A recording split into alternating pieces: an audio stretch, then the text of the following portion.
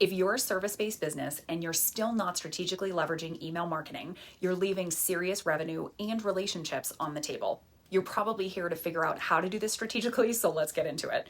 Email marketing can work for you regardless of your specific industry or stage of business, and you don't need fancy equipment or a giant list. I'd love to know if you're brand new to email marketing for your business or if you've been at it for a while. Comment below and tell me how it's going. Stick around until the end of this video for my hottest tip for building your email list organically with the right subscribers.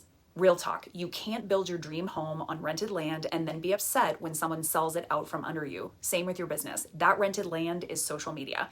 Don't get me wrong, I'm on social platforms too, clearly, and I do invest time there. But as a marketing strategist, I know that this is not a solid foundation to build my entire business development strategy on. Email marketing and now text message or SMS marketing have long been effective conversion and sales tactics, but they're more important now than ever.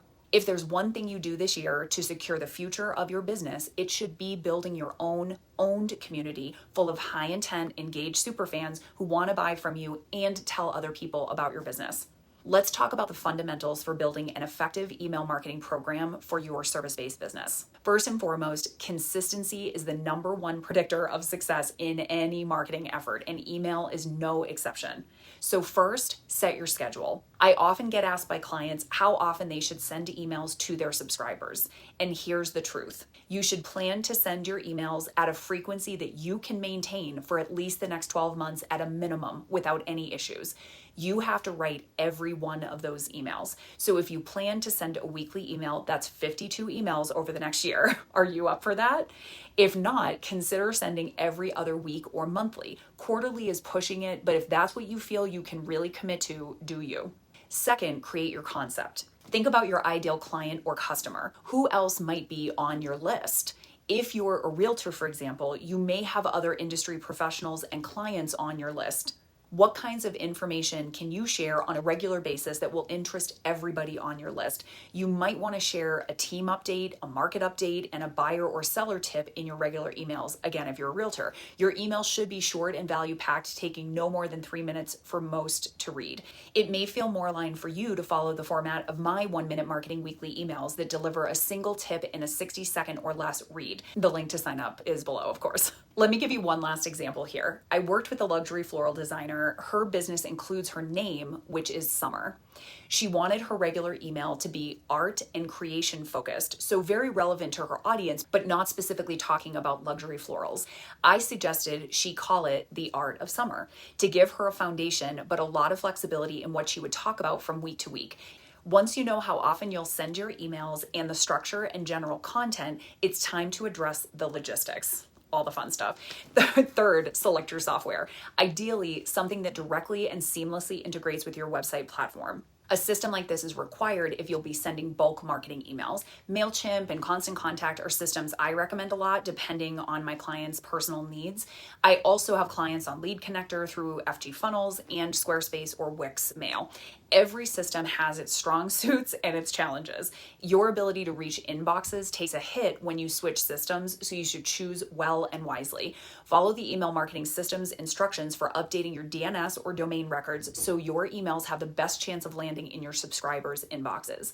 Fourth, protect yourself. Let's talk about compliance for a second. If you'll collect any contact information on your website, you need to have an updated GDPR compliant privacy policy that adheres to European privacy laws. I have a template I recommend and I linked it below for you. It's affordable, US-based, and peer-reviewed by a woman-owned company. This will take you 10 minutes to personalize and link in the global footer of your website, and it's required by US law.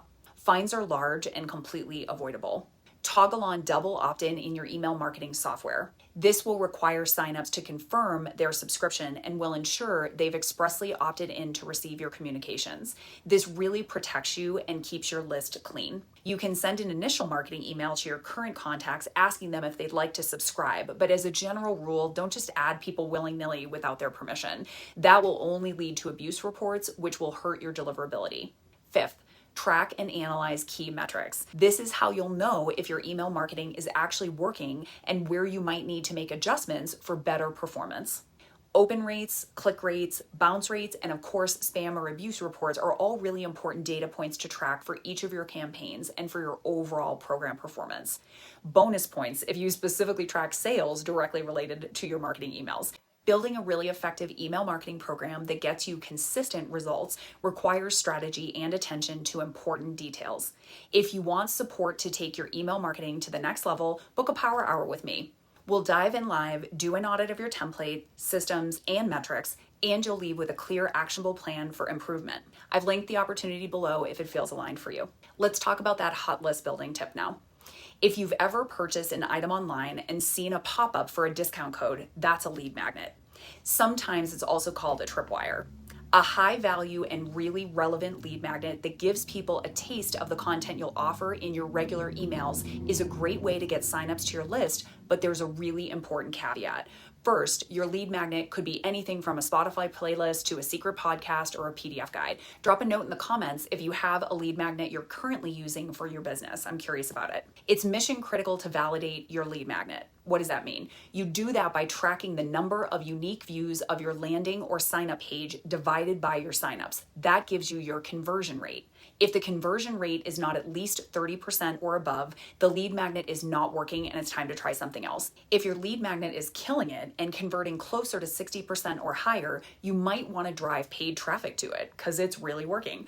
Quality is always more important than quantity, and you want to monitor the folks coming onto your list and make sure they're in line with your ideal customer profile. A small but mighty list packed with engaged and high intent folks is a major asset to your business and your bottom line. Thanks for being here and supporting my small business and channel. I hope you enjoyed this video and learned something useful. If it feels aligned, smash those like and subscribe buttons for more strategic marketing tips for your business.